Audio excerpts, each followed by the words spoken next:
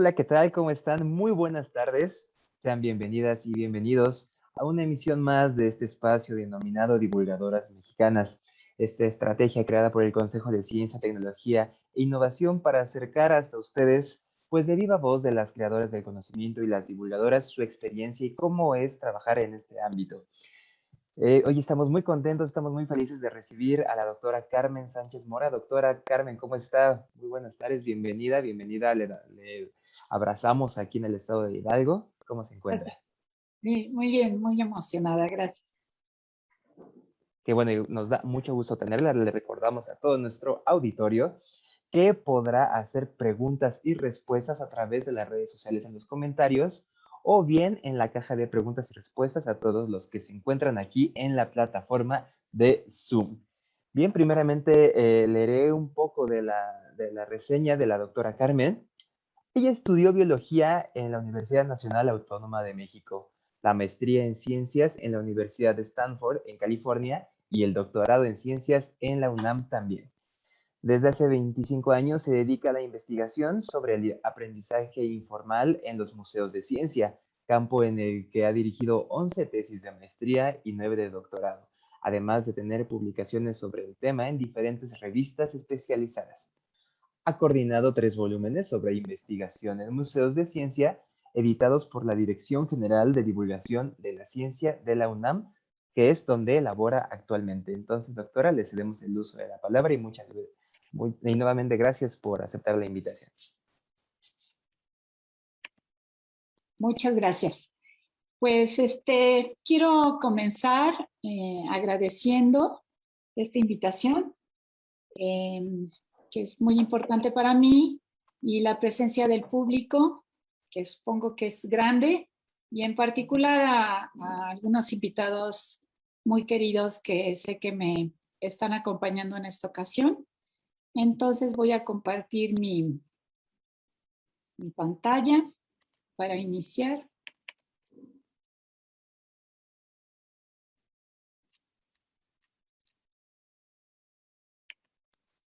¿Ahí se ve ya?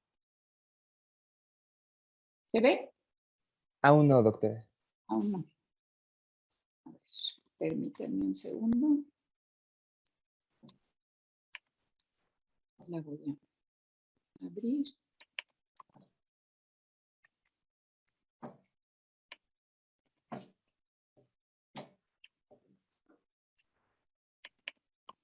Listo. Ya, ¿verdad? Ya se ve, doctor. Ok. Bueno, pues vamos a dar comienzo. Lo que yo quiero hacer el día de hoy es compartir con ustedes un poco en un principio algunas ideas acerca de la profesión de divulgadora, que es en la que yo he estado inmersa los últimos 30 años de mi vida, y quisiera hablar de la profesión, a lo que se ha enfrentado, cómo ha evolucionado, pero me gustaría mucho, sobre todo, presentárselas a ustedes como una forma de vida. Esto implica un trabajo que también lleva conjunto una formación. Y hacia el punto de la formación, la segunda parte de la charla, quisiera enfocarme al plano más personal, porque ahí es donde se puede ver cómo se ha desarrollado esta profesión en mi caso, para terminar con una reflexión acerca de cómo estoy viendo yo el devenir de esta profesión. Entonces, iniciaremos. Me gustaría, en primer lugar, partir de una definición muy sencilla de lo que es la comunicación de la ciencia o la divulgación de la ciencia. Visto como divulgación de la ciencia, de manera muy simple, la divulgación consiste en trasladar el discurso de la ciencia a un discurso que esté puesto en un lenguaje común para poder destinarlo al público no especializado. Eso es muy sencillo, pasar las ideas de la ciencia generadas por los científicos y científicas a un público que no necesariamente está inmerso en ese campo. Y esto se hace a través de distintos medios, a diferencia de la comunicación de la ciencia que se hace entre pares, es decir, entre personas especializadas en campos afines o en campos dentro de la ciencia. Eso es una manera muy sencilla de ver a la divulgación de la ciencia. Una definición un poco más profunda nos hace ver que es un campo de trabajo y profesionalizante bastante complejo. Hoy la divulgación de la ciencia ha tenido una evolución a llamarse comunicación de la ciencia y una de las definiciones al respecto fue emitida por Martin Bauer, quien es un estudioso del tema, y él la define como el uso de habilidades que tienen las personas que lo hacen, los medios que utiliza, las actividades que realizan, el diálogo que pueden hacer para producir alguna de las siguientes respuestas en los receptores, ya sea que se den cuenta de la ciencia, que la disfruten, que se interesen en ella, que se puedan formar una opinión acerca de la ciencia o que la puedan comprender.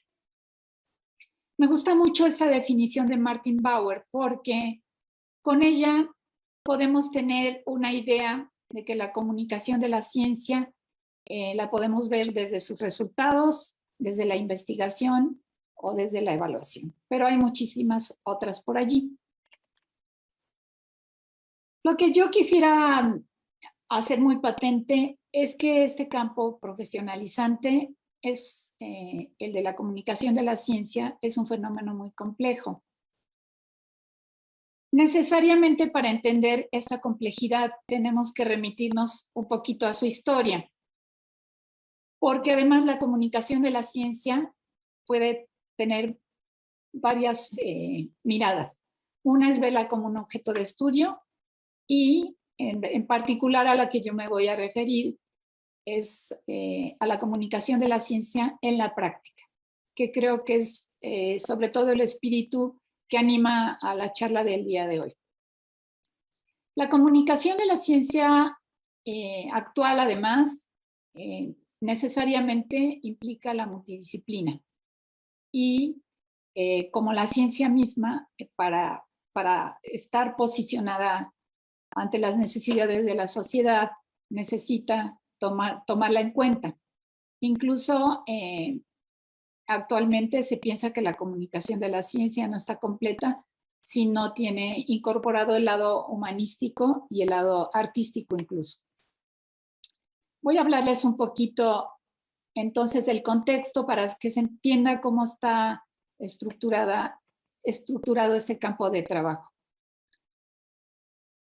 Bueno, la divulgación de la ciencia en el siglo pasado, a mediados del siglo pasado, adquirió gran auge. Este auge ya lo tenía desde el siglo XVIII, finales del XVII, donde no era una profesión, era una especie de hobby de algunas personas que se dedicaban a la ciencia, que querían dar a conocer su práctica, sus resultados o la propia emoción que sentían de la labor al público, y nunca estuvo cuestionada la divulgación de la ciencia hasta mediados del siglo pasado, donde se une a una circunstancia histórica muy interesante, que es el que Estados Unidos haya perdido la carrera espacial que le ganaron los soviéticos en aquel entonces. En ese momento se vio la divulgación de la ciencia como una posibilidad de crear vocaciones, acercar a los jóvenes a la ciencia, en otras palabras, poder hacer a Estados Unidos competitivo en el área de ciencia a través de la motivación hacia ella. Pero sucedió o se fue de las manos el hecho de que hacia los años 70 empezaron a surgir una serie de movimientos en que se empezó a criticar fuertemente a la ciencia y a la tecnología. Y críticas que en mucha razón tenían razón, tenían razón porque la ciencia se empezó a presentar como un cuerpo de conocimientos con verdades, porque los propios científicos empezaron a sentir como una élite intocable, y muchos críticos de esta postura empezaron a decirle a la divulgación que matizara esta forma de ver a la ciencia. Y entonces hicieron muchos esfuerzos en Estados Unidos, en Europa, para involucrar a la gente en la ciencia emocional, acercarla y motivarla. Y se empezaron a crear tanto programas muy interesantes y muy innovadores de formación en ciencia, como esfuerzos de comunicación de la ciencia. El problema fue cuando la comunicación de la ciencia se empezó a inmiscuir con el surgimiento de las ciencias sociales, que decidieron estudiar a esta profesión como un fenómeno. Y entonces, en algún momento, hubieron corrientes filosóficas que llegaron a asignarle igualdad epistémica a cualquier conocimiento. Entonces, esto ha creado una especie de cisma dentro de la comunicación de la ciencia, que voy a explicar con más detalle enseguida. Vamos a hablar un poquitito para entender todavía mejor esta profesión. Traté de ponerles el contexto, cómo estaban en Estados Unidos, cómo se empezó a unir la necesidad de hacer divulgación de la ciencia ante la pérdida de la carrera espacial, y cómo después la divulgación de la ciencia se fue metiendo en una serie de controversias en la que se le confundió con las posturas de la ciencia y se le empezó a criticar mucho. Como les decía, en el siglo XIX, la comunicación de la ciencia tenía clara su función, pero se empezó a desdibujar por los eventos históricos que les digo. La conclusión y las consecuencias de este desdibujamiento fueron, en primer lugar, la sede de la ciencia, aquí lo pongo, se perdió, casi se perdió. Es decir, las propuestas de investigación y de análisis y estudio de la profesión se fueron más por cómo se transmitían los mensajes y a través de los medios, y la ciencia se fue quedando relegada de esta labor. Y sobre todo resultó preocupante que se empezó a confundir el estudio de la comunicación de la ciencia, que viene a través de las ciencias sociales necesariamente, con la comunicación práctica de la ciencia. Todavía hay muchos practicantes y autores que no tienen clara esta definición, y yo de lo que quiero hablar ahora es particularmente de la comunicación de la ciencia práctica, no tanto de los estudios que se hacen a través de ella. Como les decía, todos estos movimientos que unieron a la comunicación de la ciencia con la postura de la ciencia y el embate de las ciencias sociales, que finalmente es el campo de conocimiento que estudia la comunicación de la ciencia como fenómeno, hicieron que se desvalorizara y la labor quedara un poco indefinida, que para colmos tomó el nombre de divulgación, cambió por el de comunicación de la ciencia, lo cual generó más confusión. Entonces, como les decía, se volvió un objeto de estudio e incluso se intentó modelarla. Estos modelos nunca se han podido probar, nunca se han podido aplicar como tales. Se escribe muchísimo de ellos, se investiga, pero en realidad no podemos decir hasta la fecha cuál modelo ha sido más exitoso, si es que funciona como modelo, y a cuál se le puede sacar más provecho. Toda esta historia que les cuento de los avatares que fue sufriendo la divulgación, que se convirtió en comunicación de la ciencia, no solamente ocurrieron en otros países. Esto mismo sucedió en la comunicación de la ciencia en la UNAM. Y vuelvo a repetir, tristemente, lo más indeseable es que el término de ciencia en el binomio comunicación de la ciencia acabó por desvanecerse. Esto va a tener repercusiones, como voy a mencionarlo posteriormente, en el devenir de la profesión y en la preocupación que tenemos de su futuro. ¿Cómo está la divulgación de la ciencia hoy? Ya yéndonos al presente. Como les decía también, hoy se llama comunicación pública de la ciencia. Le hemos añadido el término pública porque queremos distinguirla de la que se hace entre los pares. Y su estudio tiene varios caminos. Estudia la teoría que hay alrededor, los modelos que les mencionaba, cómo se hace, cómo ha evolucionado históricamente. El aspecto de la investigación, que es cómo se ve a la comunicación pública de la ciencia desde el lado de la investigación de las ciencias sociales, y el aspecto de la práctica, que aquí subrayo porque es de lo que yo quisiera hablar principalmente. En los aspectos prácticos podemos hablar sobre todo, ya sea que se comunique públicamente la ciencia de manera oral o de manera escrita. Hay tres formas principales de comunicarla prácticamente. La primera que yo mencionaría es la comunicación que se hace al público, con la finalidad de interesarlo e informarlo. Esto se hace normalmente en una sola vía y es típico de los medios. Un ejemplo de esto son las típicas conferencias de comunicación de la ciencia, donde el ponente le habla al público. Lo interesa, lo motiva, pero le habla al público. Tenemos otra forma de comunicar la ciencia que es con el público. Y aquí la intención es compartir el conocimiento. Y aquí la vía de comunicación se hace en dos sentidos. Hay muchos ejemplos de esto, como los talleres que se hacen sobre todo en museos de ciencia, los cafés científicos, muchas demostraciones que se hacen dentro o fuera de museos, en zoológicos y en otros sitios. Y la comunicación entre el público como una tercera modalidad práctica, donde aquí lo que se busca es construir conocimiento, construir con los participantes. Esta modalidad es una modalidad productiva, novedosa.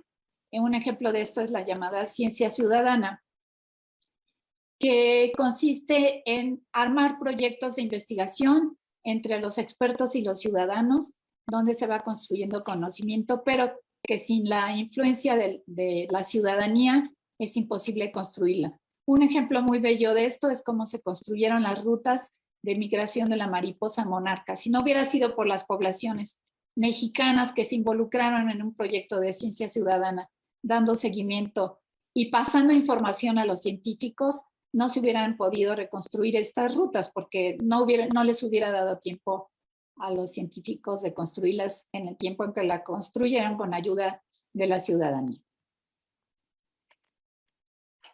Voy a hablarles un poquito de cada modalidad de comunicación pública de manera práctica. Como les decía, la comunicación al público es la comunicación, digamos, en una sola vía, pero puede incorporar numerosas estrategias que motiven y hagan que el público disfrute. Esta es muy común en espacios como los museos o shows de ciencia, donde los visitantes simplemente asisten y no se sabe cuál es lo que se está persiguiendo con el público, aunque se tiene la intención de motivarlo. El reto en esta modalidad es lograr que haya un aprendizaje intrínsecamente motivado. ¿Qué quiere decir esto? Que el asistente a las conferencias se motive de tal manera que quiera seguir sobre el tema, que quiera seguir indagando, preguntando o asistiendo a otros eventos. Para el caso de la comunicación con el público, que es en dos vías, requiere comprender los diferentes estilos de comunicación para lograr esta comunicación en dos vías y que se comprenda mutuamente a la ciencia desde distintos puntos de vista. Aquí son súper taquilleros usar para esta modalidad con el público los temas de controversia, los sociocientíficos, los temas que están en boca de todos. Y se espera que con esta modalidad el público va a contribuir de alguna forma con su conocimiento, sus preguntas, que yo espero que sea la modalidad que utilicemos hoy en la conferencia. Y una idea muy interesante en esta forma de comunicación práctica es buscar el debate y la discusión. Y la comunicación entre el público que les mencionaba yo, el ejemplo de la ciencia ciudadana es un modo complejo, porque allí intervienen los conocimientos no solo de los científicos, sino de todos los involucrados, y además suele estar dentro de proyectos que sean reales y comunitarios, y se parte para lograr la comunicación del contexto como punto de partida del contexto de la comunidad.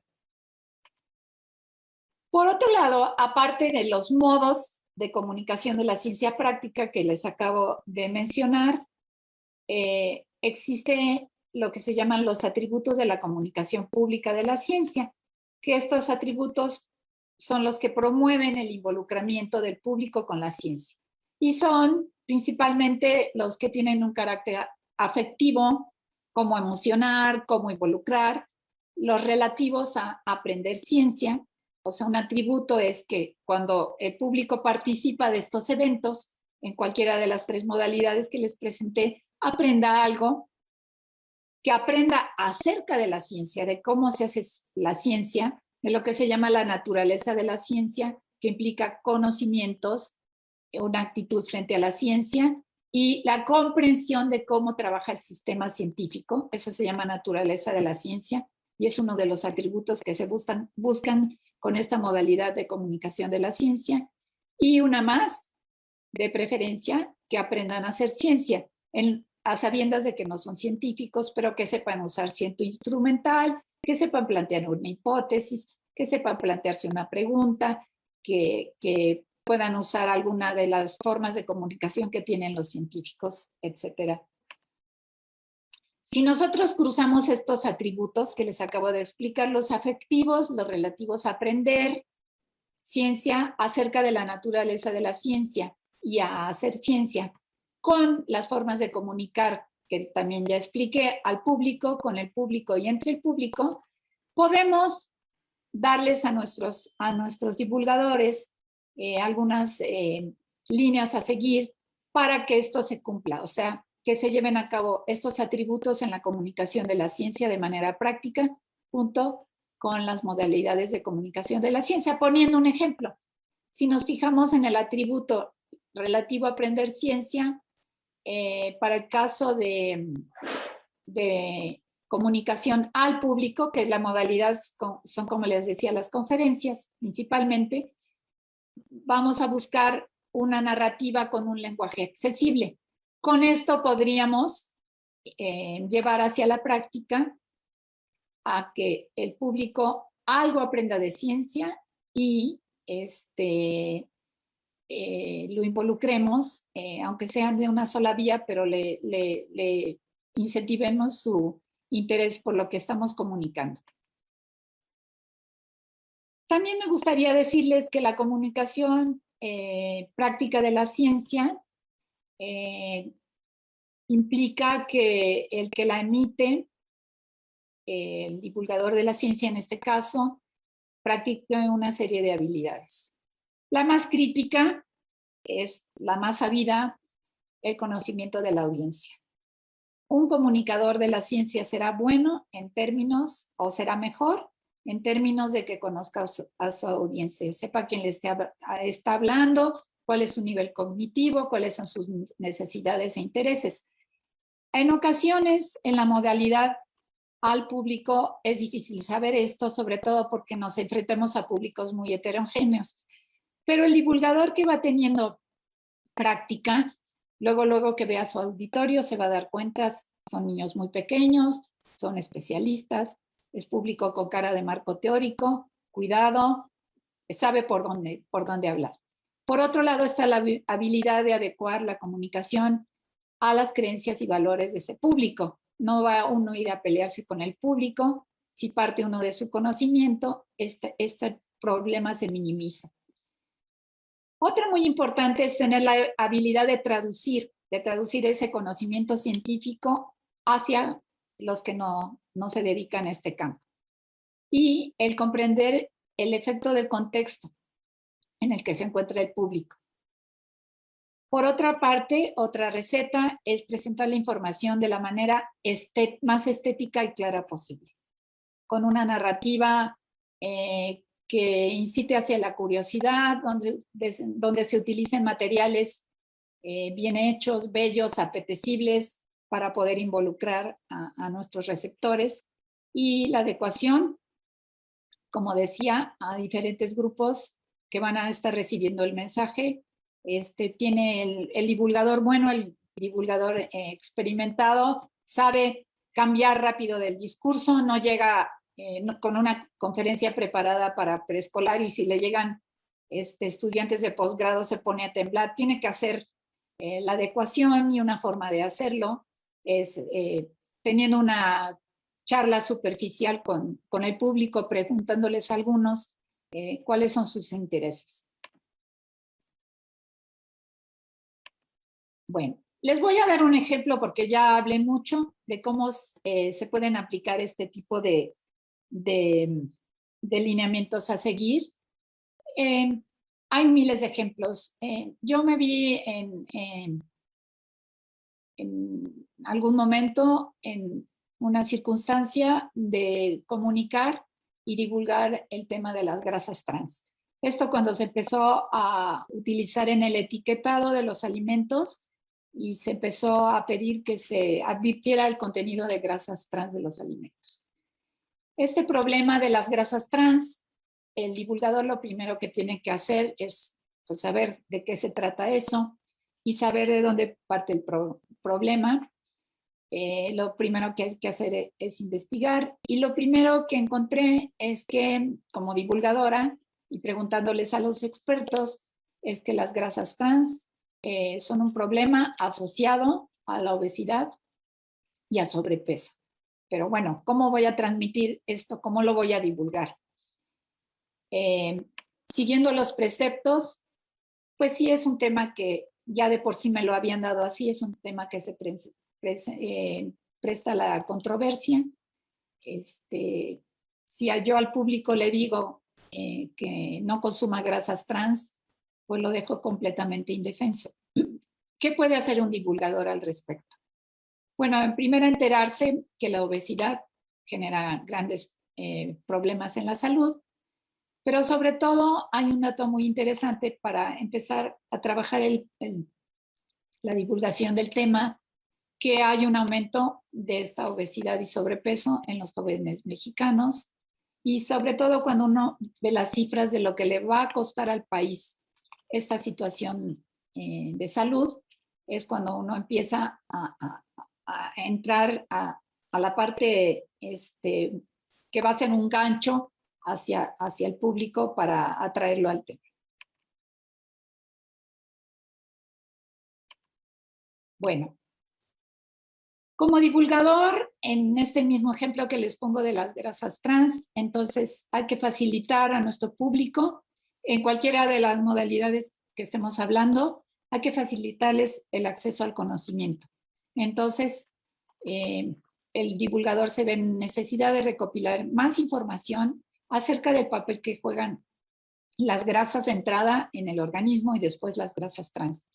Y desde luego, investigar el origen y el efecto de las grasas trans, empezar a ver en qué alimentos están, para tratar de armar una panorámica de cómo comunicar el tema.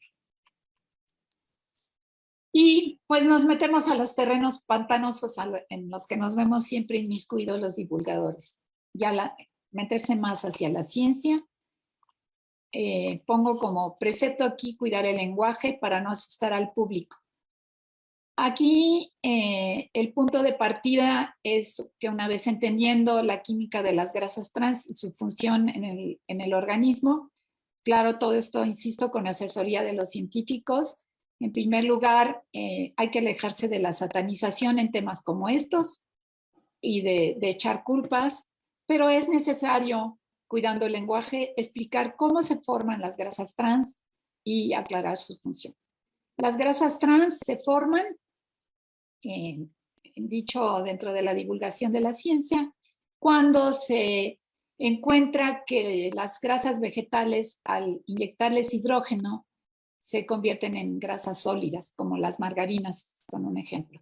Esto se descubrió en la primera mitad del siglo pasado, y los productores de alimentos dijeron, ya la hicimos, ya no tenemos que usar mantequilla en la panadería, en la galletería. Además, las grasas trans, o sea, las grasas vegetales solidificadas aguantan mucho sin arranciarse. Por ahí salió una noticia de que alguien encontró un Twinkie Wonder de hace 50 años, rompía los dientes, pero no estaba rancio. Y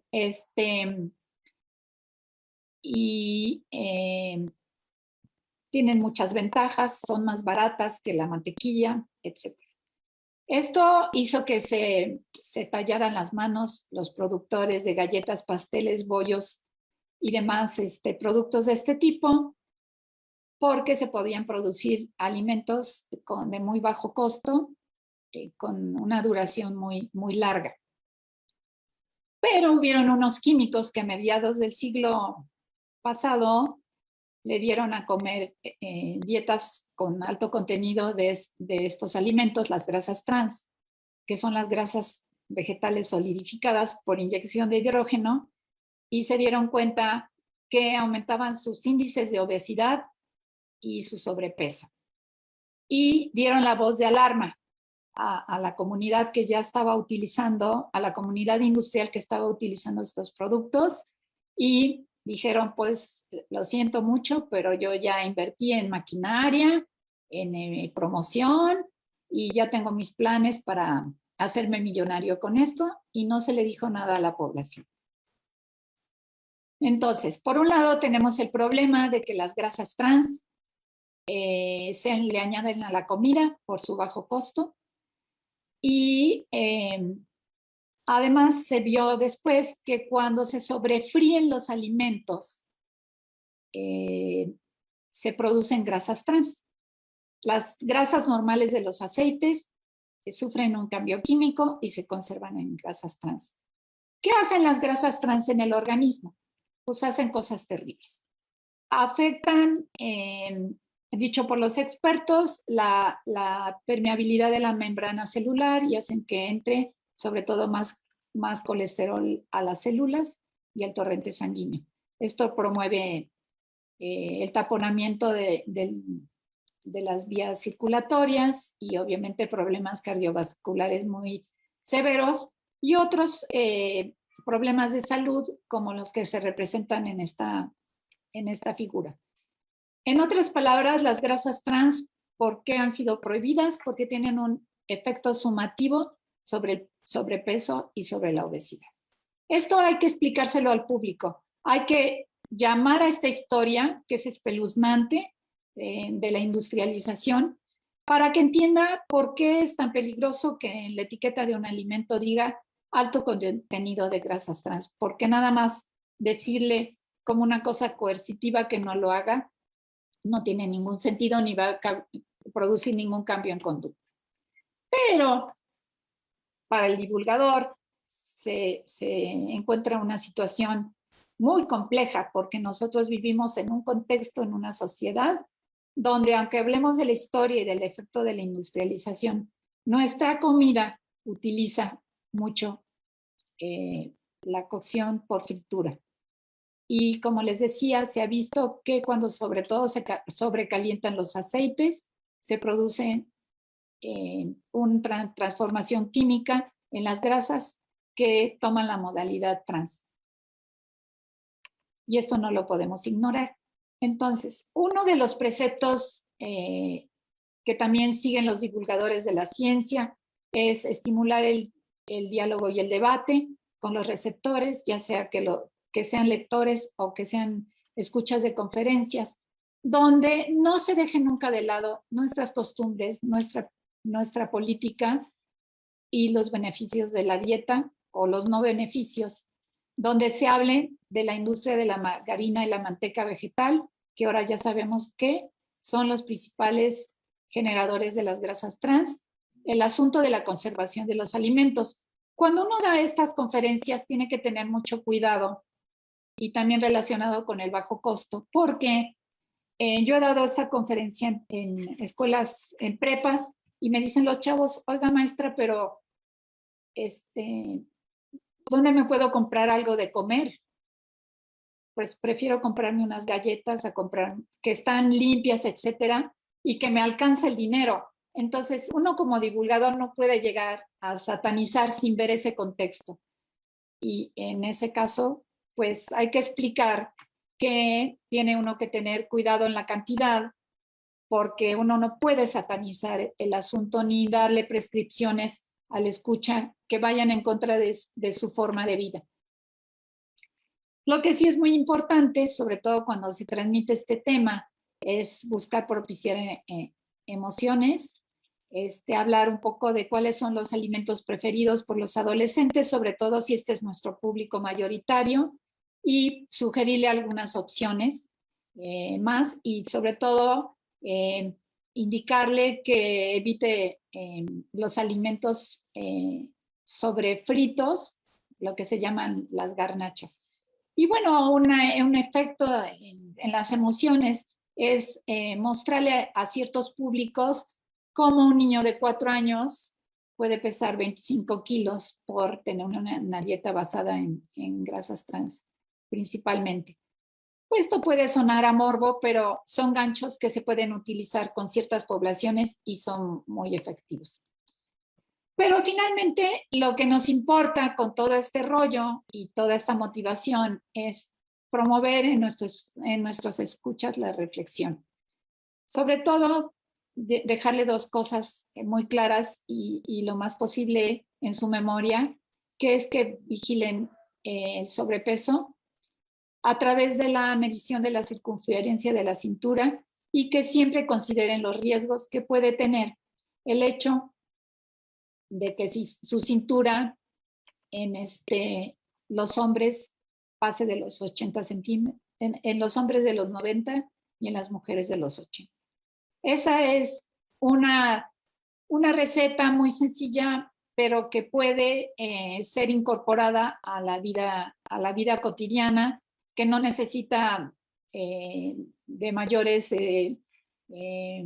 costos ni siquiera de consumo de medicamentos, etcétera. Y la otra es enseñar a los escuchas a sacarse su índice de masa corporal, que se saca dividiendo nuestro peso en kilogramos entre nuestra altura dividida al cuadrado, y hay una serie de tablas que no debe pasar de 25 este cociente para saber que estamos en un peso normal. Todo este asunto que termina en promover una reflexión hacia la conservación de la salud, le implicó al divulgador traer a colación una serie de elementos en los que le ayudaron los científicos, la propia ciencia escrita, lo que consultó, pero sobre todo el seguir estos lineamientos de los que les hablaba hace unos momentos acerca de cómo hacer para motivar al público. Bueno, pasamos a la segunda parte, que ya tiene que ver un poco con aspectos más personales, donde me gustaría tratar de responder rápidamente las preguntas de si se escoge ser divulgadora o divulgador, si esto se aprende formalmente, si solo nos hacemos en la práctica y qué alcances tiene la profesión. Y recurro al asunto anecdótico personal de la historia de vida, porque me permite resolver algunas de estas preguntas. Yo nací en una familia, esta soy yo y este es mi papá, donde mi papá era un apasionado de la ciencia, fue un maestro emérito de la universidad, famoso por sus clases, era muy buen conferencista y era un apasionado por la ciencia en todos sus aspectos, y en toda mi niñez la pasé escuchando qué era la ciencia y cómo me la explicaba de manera muy sencilla.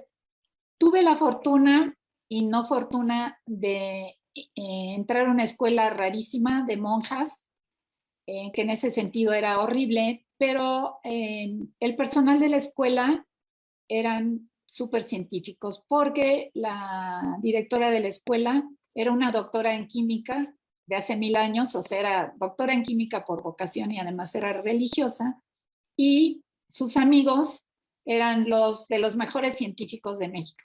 Y entonces esos eran mis profesores, y esto me incentivó más hacia dedicarme hacia las ciencias. Yo supe desde que tengo razón que quería ser bióloga por las pláticas a las que me enfrentaba mi papá. Y entonces, pues obviamente el camino lógico era seguir la carrera de biología, haciendo tareas y experimentos en casa y haciendo biologías de campo. Y yo de excepción, aunque me encantaba la biología, yo siempre sentí que eso no era para mí, que el ambiente no era para mí y me sentía insatisfecha. Para colmo de males, junto con la carrera en la ciencia, siempre me gustó mucho la música y hice en paralelo una carrera en música, en el violín. Y cuando estaba yo en la facultad me incorporé a un cuarteto de cuerdas y había una competencia muy fuerte entre mi vocación por la música y mi gusto por la biología, más no por el ambiente biológico. Y esa dualidad y esa competencia determinaron mucho mi formación como divulgadora, como ahora les voy a platicar. Pues finalmente se llegó el día en que tuve que hacer mi examen profesional y me recibí de bióloga. Lo hice por cumplir con las normas. Sin embargo, yo no tenía muy claro cuál iba a ser mi futuro dentro de la biología. Me sentía yo fuera de ese lugar y además que cuando habían viajes de campo yo me iba a tocar a dar conciertos y entonces en ese sentido descuidé un poco la parte complementaria de la carrera. Mis sinodales fueron el doctor Nacho Méndez, Guadalupe Mora y Manuel Rico, que fueron excelentes profesores para mí. Después me incorporé porque era el camino que seguía al posgrado en ciencias. Me metí al posgrado en biología, que en ese entonces tenía pocas opciones, y hacer la maestría, que buena parte se hacía en el Instituto de Biología. Y allí tuve la fortuna de poder hacer un trabajo importante con el doctor Teófilo Herrera, que me marcó mucho. Me marcó porque era muy buen, era una autoridad en materia de hongos, pero porque me dejó trabajar un proyecto que ahora veo que era un proyecto de divulgación, hablando de cómo percibe el público a los hongos en diferentes culturas. Y eso a mí me fascinó. Como ven ustedes, yo me empezaba a alejar un poco de la biología tradicional. Después, pues había que trabajar y había una oportunidad en el Instituto de Ingeniería, donde se hacían modelos físicos de las grandes obras hidráulicas. Es mi papá, trabajaba también allí y de repente vieron que necesitaban un biólogo que les explicara a los ingenieros qué era una planta y en qué consistía estar vivo. Y fui a dar allí. Me gustó mucho el trabajo en un principio, explicando la biología a quien no es biólogo, como una especie de comunicación de la ciencia, tampoco entre pares, pero no con público lego. Y este fue un momento importante de mi vida porque allí conocí al lugar común, al amor de mi vida de hace 46 años, que era becario del instituto. Aquí está sobre uno de los modelos que se construyen. Al poco tiempo nos fuimos a hacer un posgrado a California y yo, esperando irme al primer mundo, a una biología revolucionaria, contemporánea y más retadora, me encontré con una biología más clásica que en la que había en la UNAM. Tampoco me gustó tanto, terminé el posgrado, pero había en la universidad un lugar que se llamaba el Instituto de Investigación en Alimentos, que me fascinaba porque yo asistía y me hacían dar conferencias de cómo era la comida mexicana. Yo no sabía que ella estaba haciendo divulgación de la ciencia, pero me empezó a atraer muchísimo ese camino. Después ya en México, de regreso, tuve la oportunidad de trabajar en digamos, la semilla de la divulgación de la ciencia en México, que es el Centro Universitario de Comunicación de la Ciencia, fundado por el doctor Luis Estrada. Estábamos en una pequeña casa en Coyoacán, varios compañeros, Rolando Isita, Pilar Contreras, que ahora está en el Museo de la Luz, todos divulgadores. Esta soy yo, y una hermana que trabajaba allí, que es física, y que entró a trabajar allí como divulgadora de la ciencia. Y yo me moría de envidia de escuchar que un físico pudiera estar haciendo divulgación de la ciencia. Pues dio la casualidad que en el Centro de Comunicación de la Ciencia se producía una revista que tuvo mucho éxito, que era la revista Naturaleza, y en ese entonces se producía con galeras y se ilustraba con tinta china. Tenían ilustradores a los que contrataban para ilustrar cada artículo, y resulta que se enfermó una de las ilustradoras, y esta hermana me dijo: oye, no hay ilustradora, ¿no quieres entrar a ilustrar Naturaleza? Yo siempre había tomado clases de pintura y me gustaba mucho la ilustración, y acepté el reto. Fue muy emocionante porque yo tenía que leer el artículo que mandaba el científico, que se iba a pasar al proceso de divulgación, y yo me tenía que imaginar la ilustración que lo iba a acompañar. Esta es una de las ilustraciones que hice en aquel momento para un artículo sobre envejecimiento. Este era mi estilo de ilustración, que en aquel entonces gustó bastante, antes de que llegara la ilustración por computadora y ya nos dejara lejos. Pero eso me dio entrada al ámbito de la divulgación de la ciencia, donde empecé a encontrar mi vocación. Después ya me dieron trabajos más importantes allí, como ilustrar este boletín que se llamaba Desde el Jardín, que era una emisión que se hacía del Jardín Botánico, y generalmente lo ilustraba con grabado en metal. Aquí podemos ver un ejemplo, donde ponía mis conocimientos de biología, sobre todo de botánica, y algunas técnicas de representación y de ilustración. Pues resultó que yo,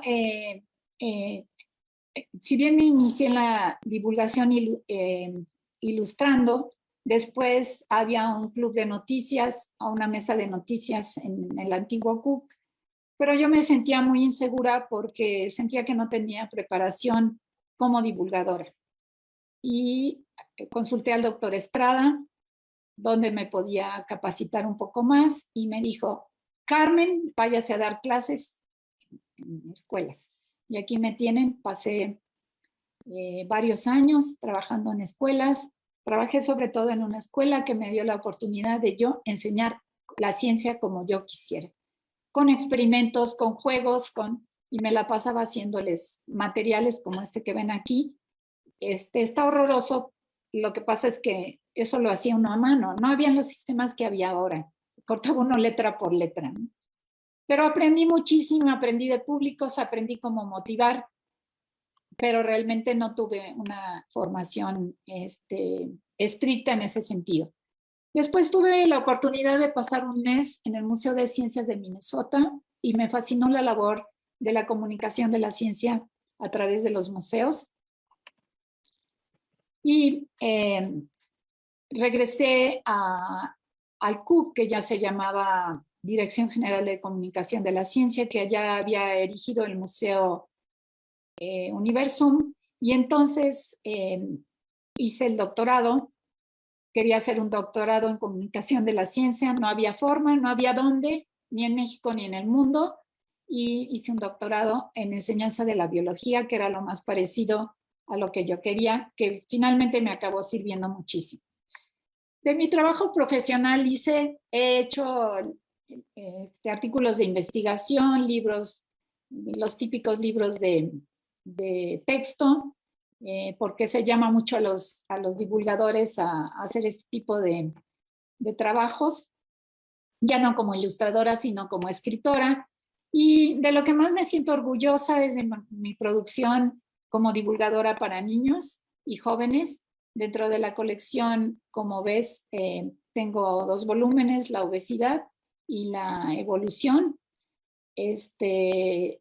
más otros libros para niños más pequeños que han tenido relativo éxito.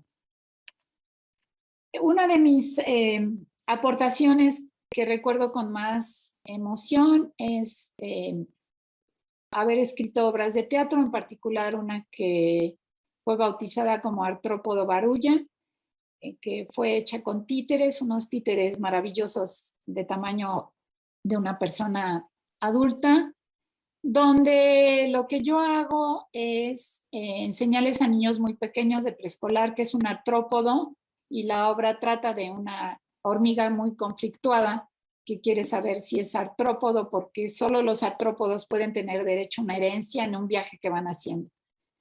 Se los cuento porque es tan emocionante cuando termina la obra y la hormiguita les dice a los niños: pero es que yo estoy dudosa, no sé si soy artrópodo, y los niños le gritan: sí eres artrópodo porque tienes esto y esto y esto. Ese día ya me pude ir contenta a mi casa de que ya me había graduado como divulgador. Después tuve un gran reto en el Museo Universum porque se me encomendó la tarea de yo plantear una sala de museos, la sala de evolución, vida y tiempo. Esta es la entrada de la sala.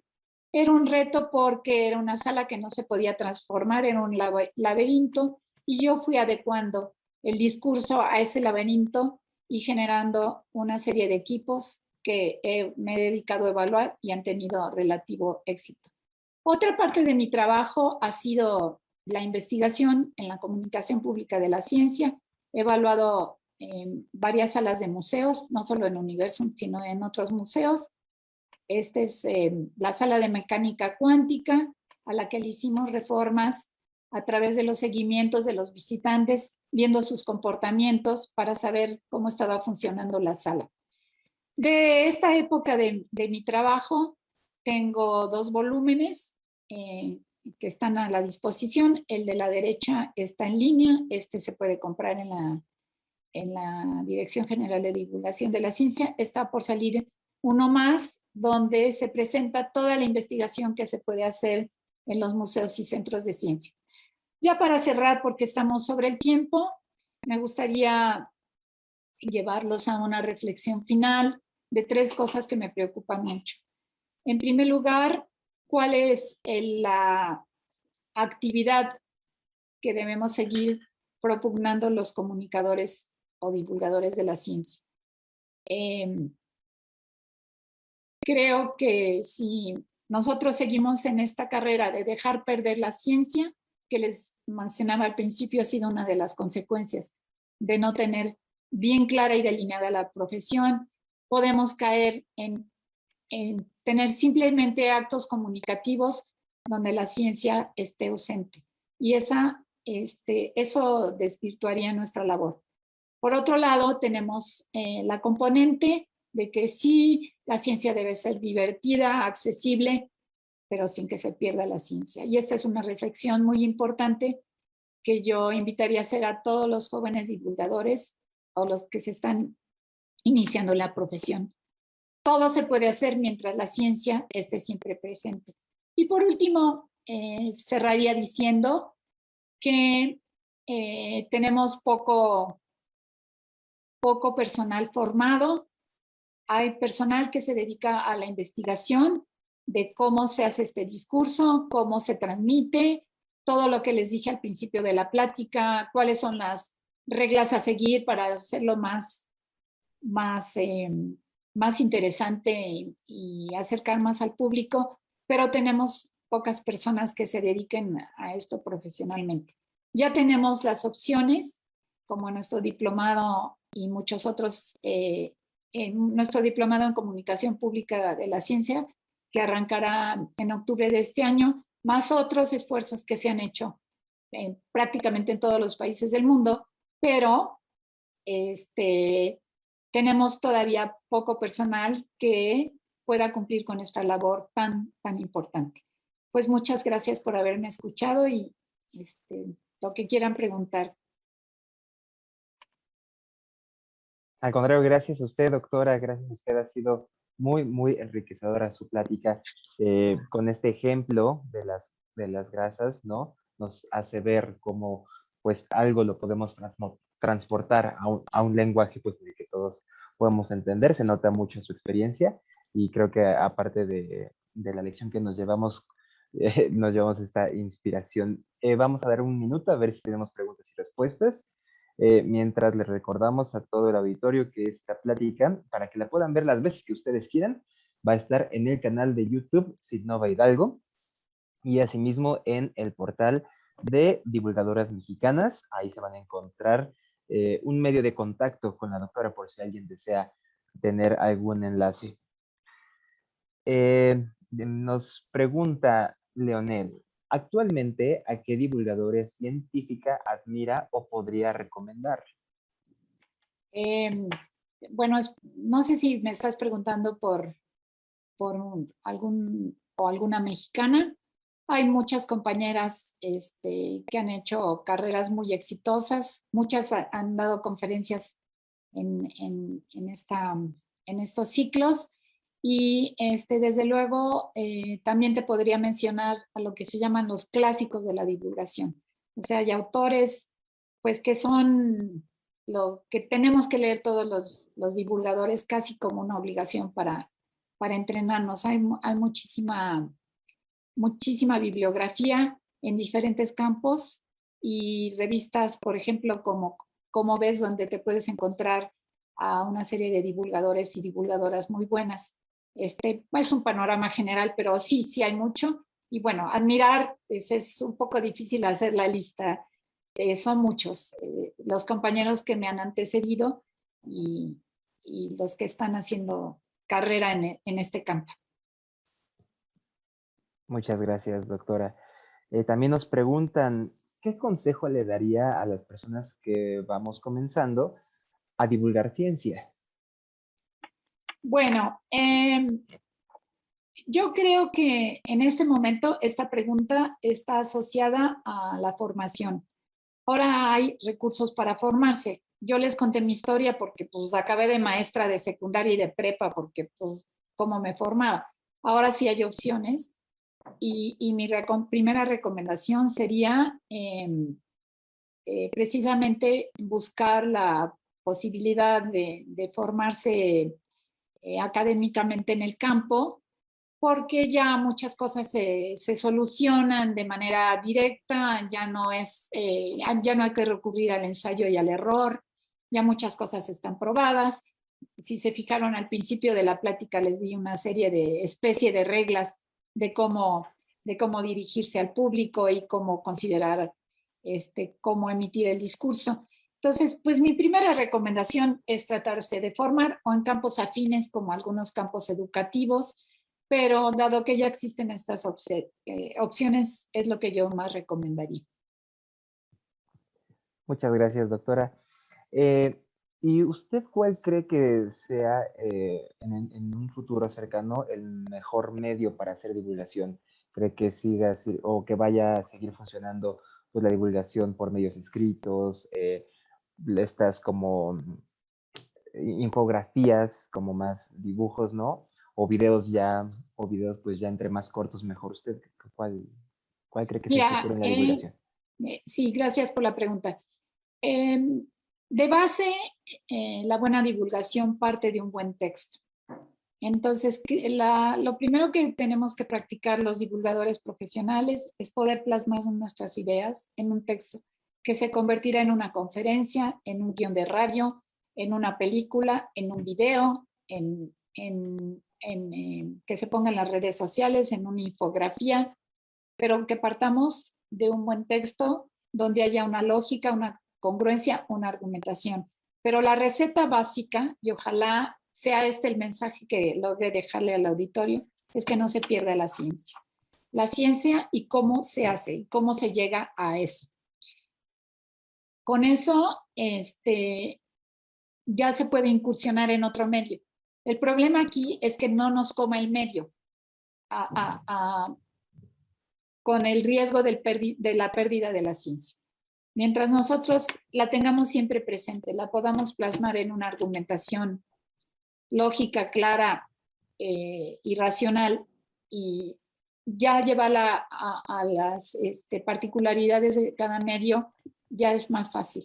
Claro, hay que aprender el medio, conocerlo, dominarlo, etcétera.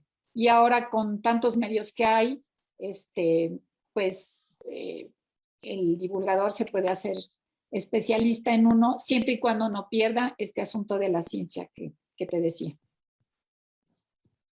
Muchas gracias por su respuesta. Tenemos otra pregunta. Sí. Nos dice, para escribir, ¿cuál es su secreto para estructurar sus textos?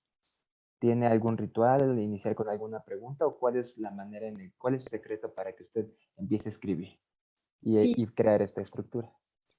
Bueno, como lo mencionaba con el ejemplo de las grasas trans, pues buscar un tema, a veces es a pedido, a veces surge de mí misma. Esto puede surgir de algo que leíste, de algo que está en boga, de algo que preocupa. Por ejemplo, ha habido mucho material de divulgación respecto al COVID. Pensando en ese tema, se sigue produciendo mucha divulgación acerca del cubrebocas. Por darte un ejemplo, ese es un tema que puede nacer de mí, pero entonces voy con el experto que me va a explicar cómo funciona este asunto de la transmisión a través de gotículas, etcétera.